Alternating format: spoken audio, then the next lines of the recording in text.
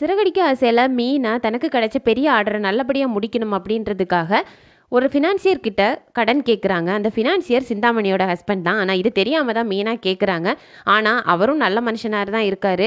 "நீங்க ஒரு தொழில் பண்றதுக்காக, முன்னேறணும் அப்படின்றதுக்காக காசு கேட்குறீங்க.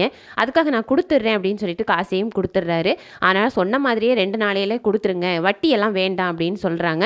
மீனாவும் சந்தோஷமா அந்த ஆர்டர நல்லபடியா செஞ்சு முடிச்சிடுறாங்க. முடிச்சுட்டு மேனேஜர் கிட்ட போய் காச கேட்கலாம் அப்படின்னு போகும்போது, மேனேஜர் சொல்றாரு, "நீ எல்லா காசையும் வாங்கிட்டு போயிட்டு தானே அக்ரீமெண்ட்ல சைன் போட்டிருக்க" அப்படின்னு சொல்றாங்க. மீனா, "இல்ல நீங்க ரூ.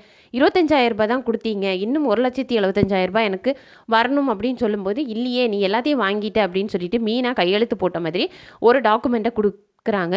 "உங்கள நம்பி தானே நான் கையெழுத்து போட்டேன். இப்படி ஏமாத்தக்கூடாது. அதுவும் இப்படி ஏழைகளுக்கு வயித்துல அடிக்காதீங்க" அப்படின்னு சொல்லிட்டு மீனாவும் அழுறாங்க. மீனா கதறத பார்த்துட்டு இருக்க சிந்தாமணியும் ரொம்ப சந்தோஷமா இருக்காங்க. "இனிமேல் நீ என் தொழில்ல குறுக்கிடுவியா?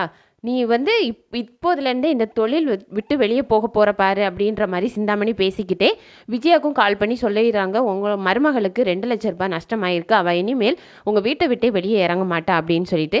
ஆனா மீனா நம்ம ஏமாந்துட்டோமே அப்படின்னு நினைச்சிட்டு ஃபீல் பண்ணிட்டு இருந்தாலும், இதுக்கு காரணம் என்ன அப்படின்றத தான் அடுத்து பார்க்க போறாங்க. அதுவும் அவங்களுக்கு 2 நாளையில அந்த ஃபினான்சியருக்கு காசும் குடுக்கணும். இந்த மேனேஜர் கிட்ட இருந்து எப்படி தான் இந்த பணத்த வாங்குறது அப்படின்றத தான் யோசிச்சுட்டு இருக்காங்க.